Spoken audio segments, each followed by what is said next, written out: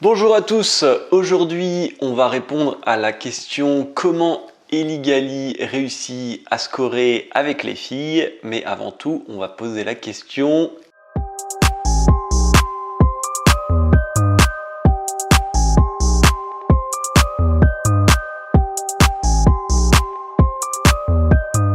Alors c'est un jeune belge de 21 ans qui s'est fait connaître sur la chaîne Road to Condor montée par Sébastien Espinosa où il est passé à 2 reprises pour les fameux challenges que j'ai moi-même fait qui consistent à aller donc aborder dans la rue. Enchanté, je m'appelle Ellie. Toi tu fais quoi? Moi je tombe amoureux des parisiennes comme ça. Le tout en étant filmé et créer les accroches les plus intéressantes dans le but de récupérer un contact. Alors cet étudiant en sciences économiques se débrouille bien, il précisait qu'il avait déjà un peu d'expérience dans la drague de rue, quelque chose qui l'a pu démarrer grâce à l'hypnose et la magie qu'il avait appris depuis beaucoup plus jeune, qui l'a aidé justement à pouvoir briser la glace et au final faciliter les abordages. Et c'est donc novembre dernier qu'il crée sa chaîne YouTube du même nom, où il nous emmène dans son quotidien et principalement ses soirées étudiantes pour nous montrer tout son panel de techniques pour approcher, séduire, récupérer des contacts ou embrasser. Il est d'ailleurs très bon à ça, je fais d'ailleurs cette vidéo pour noter les différents éléments qui lui permettent de tirer son épingle du jeu. La séduction, c'est quelque chose sur lequel il ne faut pas se voiler la face. Le physique a son importance et celui d'Ellie est assez intéressant. On va commencer avec le visage, que personnellement je trouve ni vraiment beau ni vraiment moche, mais ce qui le rend d'autant plus intéressant à suivre, puisqu'on se rend compte que même si on n'a pas une tête de mannequin, on peut avoir des résultats égaux, voire supérieurs. Alors on est forcément biaisé, mais pour vous donner un titre de comparaison, je me sens pas forcément plus avantagé que lui. On partage un point commun, c'est d'avoir quand même un nez quand même bien proéminent, ou une jawline qui pourrait être un peu plus marquée. Dans la colonne des plus, il a l'avantage de son 1m82 qui est généralement apprécié par les femmes.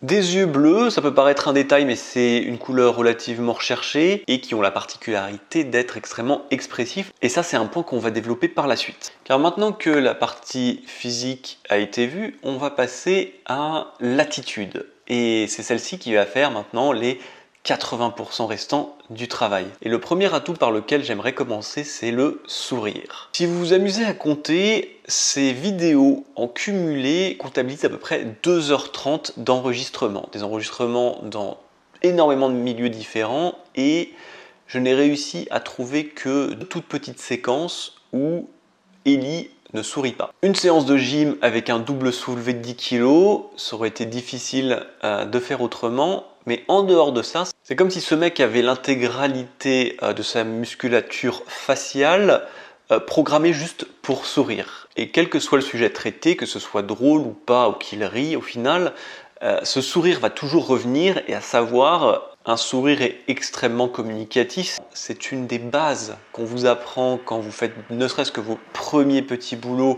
Lorsque vous allez bosser en caisse, faire un entretien d'embauche, distribuer des flyers, peu importe, c'est vraiment la base de la base. Lorsqu'on veut démarrer une interaction sociale en mettant des points de son côté, sauf qu'en dehors du monde professionnel, parfois on oublie de l'utiliser et ce mec en use et en abuse, ce qui lui donne un énorme avantage avec les filles. À rappeler, à la base je fais une chaîne sur Tinder, c'est quelque chose que vous avez dû forcément voir dans les bios des filles. Parfois, certaines ne se contentant que de quelques mots en disant je cherche juste un mec avec un beau sourire ou avoir un beau sourire c'est un plus. Bref, c'est quelque chose qui peut se travailler et une fois que c'est bien maîtrisé, fait toujours gagner des points. Le deuxième point, ça va être sa désinhibition. Ça, je pense que c'est quelque chose qui peut se travailler, même quand on est introverti. De base, je pense que lui, ce n'est pas le cas. Je vois plutôt quelqu'un d'extraverti. Mais on peut être extraverti et puis on peut atteindre encore d'autres niveaux. Comme aller prendre une chaise et s'installer tout devant en amphi dans un cours qui n'est même pas le sien, demander à un inconnu dans la rue de prêter son briquet pour allumer un fumigène et le laisser gazer tout le trottoir sans s'en inquiéter plus que ça, ou aller pranker des commerçants, téléphone à la main.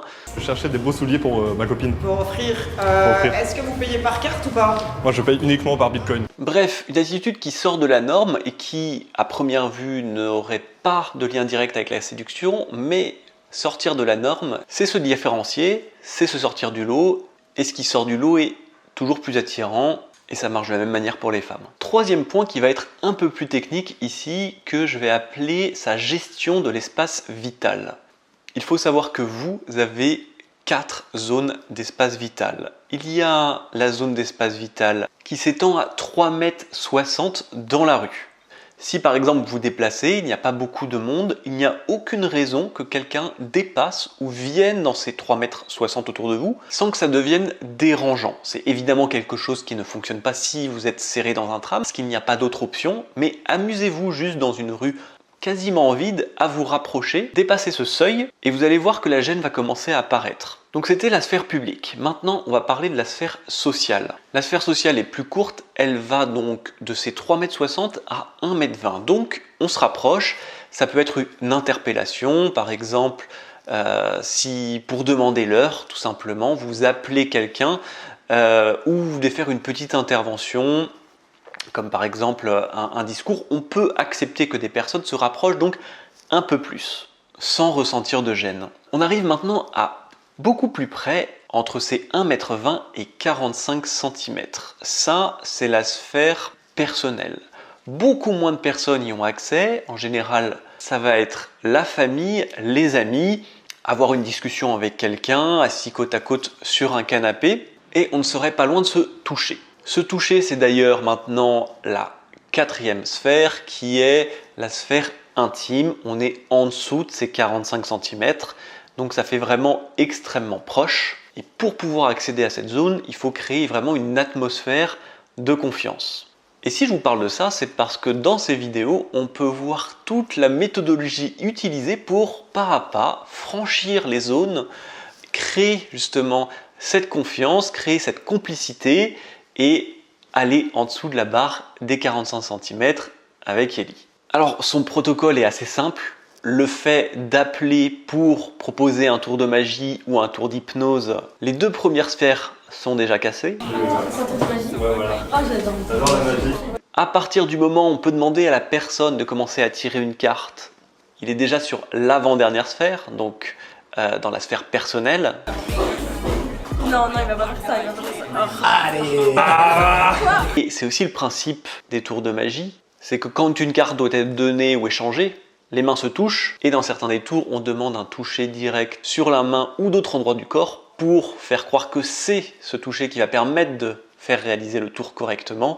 Ce n'est qu'une diversion, mais néanmoins, ça permet du coup ce contact.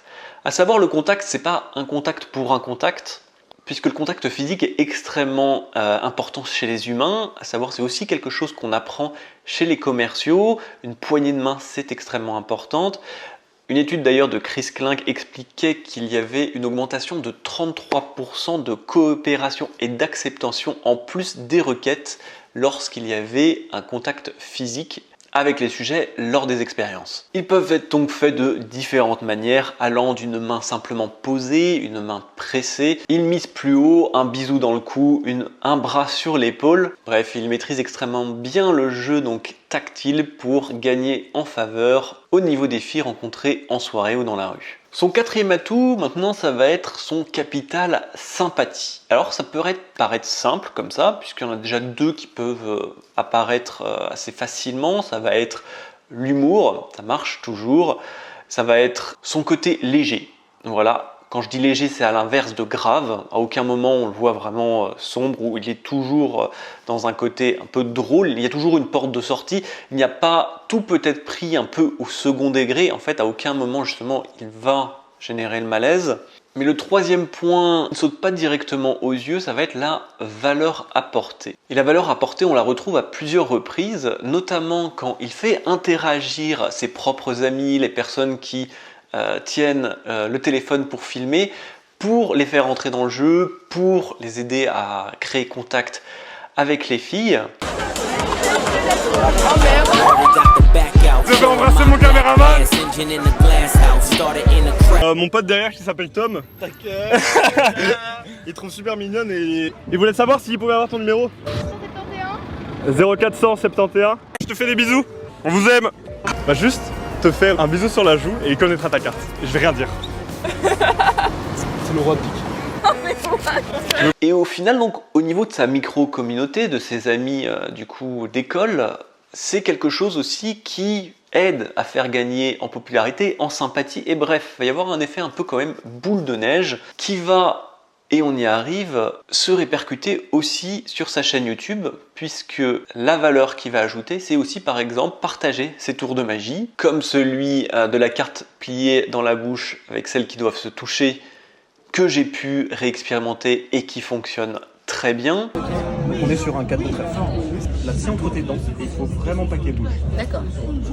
5 de cœur, d'accord. Là dans ta bouche, il faut que ça parte. Il était pas mal celui-là. Ah, c'était ma première carte.